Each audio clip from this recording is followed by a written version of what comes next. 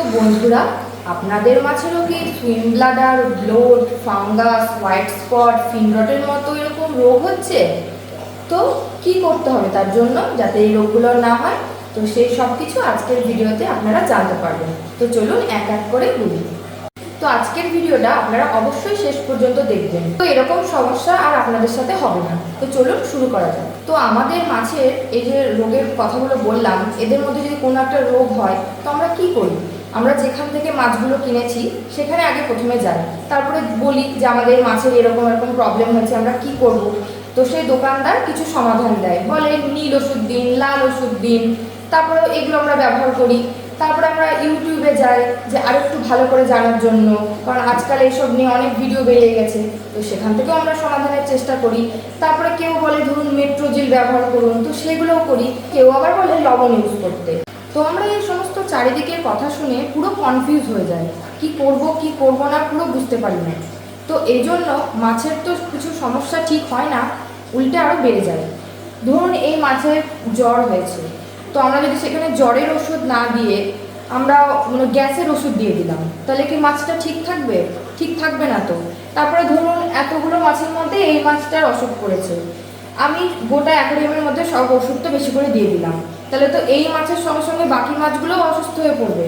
তো এরকম অনেক টিপস রয়েছে, সেগুলো আপনারা একটু মেনে চলবেন, আমার ভিডিও দেখবেন, আশা করছি আপনাদের ভালো লাগবে।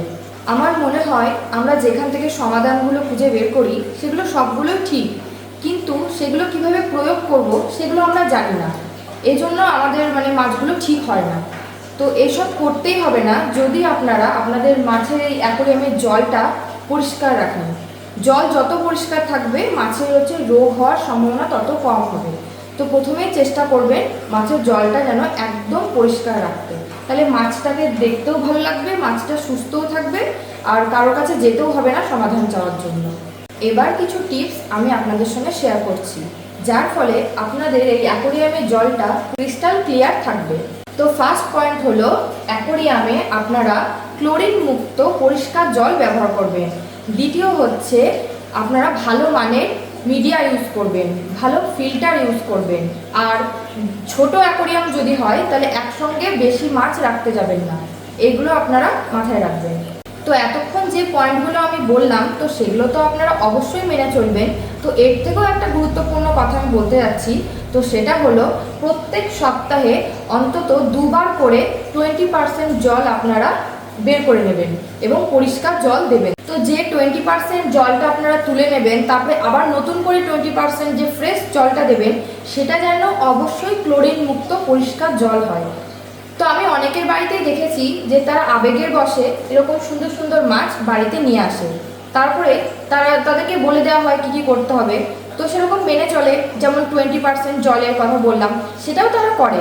সপ্তাহে 2 দিন বললাম, সেখানে প্রথম হয়তো 2 দিন করলো, কিছুদিন পর সেটা দেখা যায় সপ্তাহে 1 দিন, তারপর 2 সপ্তাহে 1 দিন, মাসে 1 দিন, এ করতে করতে তারা হয়তো ভুলেই গেল। এর ফলে কি হয়, মাছটার ক্ষতি হয়ে যায় এবং আস্তে আস্তে জলটা আরও নোংরা হয়ে যায়। এর ফলে মাছের অনেক রোগ ধরা পড়ে, যে শেষ পর্যন্ত মাছের পরিণতি কি হতে পারে আপনারা তো বুঝতেই পারছেন। তো এটা একদম করবেন না, এতে একটা মাছের জীবনের ব্যাপার। ওয়াটার চেঞ্জ ইজ মাস্ট, এটা করতেই হবে আপনাদের। তো এর পাশাপাশি আপনারা কি করবেন, তো সেটা হচ্ছে খাবার। তো আমরা খাবারের দিকটা অত ভালোভাবে দেখি না, মার্কেটে যা বিক্রি হয় 20-30 টাকার আটার গোলা এরকম টাইপের খাবার কিনে নিয়ে চলে আসি, ভাবি সস্তায় হয়ে যাচ্ছে, কিন্তু এটা একদম করবেন না। খাবারটা খুবই দরকার মাছের জন্য, আর সেটা হতে হবে ভালো কোম্পানির, ভালো ব্র্যান্ডের, ভালো মানের খাবার। তো সবসময় ওই সস্তার দিকে দৌড়াবেন না, কারণ একটা মাছ যদি একটা সস্তার খাবার খায় তাহলে তার ইমিউনিটি পাওয়ারটা ঠিকঠাকভাবে তৈরি হবে না, কোনো রোগ যদি তার ধরে তাহলে সে খুব তাড়াতাড়ি মারা যাবে। কিন্তু একটা মাছ যদি ভালো মানের, উন্নত মানের খাবার খায়, তো তার যদি কোনো রোগ হয় তাহলে তার ইমিউনিটি পাওয়ারটা যথেষ্ট ভালো থাকবে অন্যান্য মাছের থেকে, সে সহজে মরে যাবে না, সারভাইভ করতে পারবে, সুস্থ থাকবে। তো আশা করছি যে আপনাদের সব কিছু আমি বোঝাতে পারলাম। যদি কোনো অসুবিধা হয় আপনাদের, অবশ্যই আমাকে জানাবেন।